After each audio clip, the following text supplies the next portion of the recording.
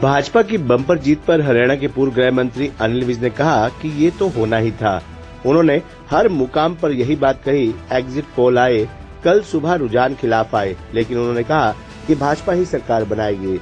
अनिल विज ने कहा कि वे लोगों के बीच में रहते हैं, लोगों की बातें सुनते हैं और उनके जो चुनावी आंकलन है वो बड़े बड़े शास्त्री से ज्यादा बेहतर है। कांग्रेस पार्टी ने ईवीएम की कार्यप्रणाली पर सवाल उठाया है, जिस पर तंज कसते हुए अनिल विज ने कहा कि जम्मू और कश्मीर में भी कांग्रेस को जाना चाहिए। छोटे छोटे बच्चे भी बोलते हैं कि कांग्रेस तो रोती रहती है, जब हार जाती है तो रोती है और जीत जाती है तो चुप हो जाती है। इस दौरान अनिल विज ने खड़गे के बयान पर उन्हें रिटायरमेंट लेने की सलाह दी है। वहीं हरियाणा में आम आदमी पार्टी के एक प्रत्याशी को छोड़कर बाकी सबकी जमानत जब्त हो गई है। इसे लेकर उन्होंने कहा कि उन्होंने पहले ही आम आदमी पार्टी का नामकरण किया हुआ है।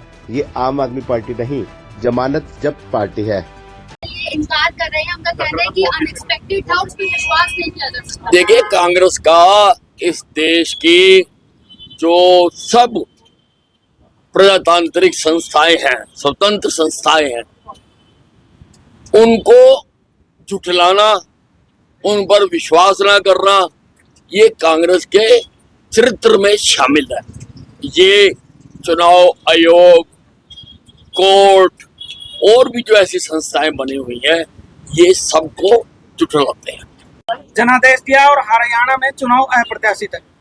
खड़गे साहब बहुत बुजुर्ग हो गए हैं, मेरी तो राय है कि इनको रिटायरमेंट ले लेनी चाहिए, क्योंकि अब ये तो नहीं ना हो सकता कि हरियाणा की जीत को और जम्मू एंड कश्मीर के रिजल्ट को आप अलग अलग नजरिए से देखें। मायावती ने जीत हुई है और 90 से 48 सीटें जो है वो जीती है बीजेपी। क्या कहेंगे? देखिए, मैं तो पहले दिन से कह रहा था, हर लम्हे पे कहा, उतार चढ़ाव पे कहा, एग्जिट पोल पे कहा, रुझानों पर कहा कि जीतेगी तो बीजेपी, क्योंकि मैं लोगों के बीच में बैठता हूँ, मुझे लोगों की नब्ज देखने आती है, इसलिए मेरा जो अनुमान होता है वो बड़े बड़े जो शास्त्री हैं उनसे भी बेटर होता है, हमेशा होता है, और वही हुआ इस बार। कांग्रेस नेता जो है वो नहीं बचा पाई, एक ही प्रत्याशी उनका जमानत बचा।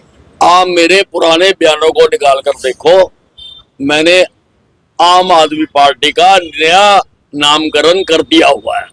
अब ये बन चुकी है जमानत जब्त पार्टी।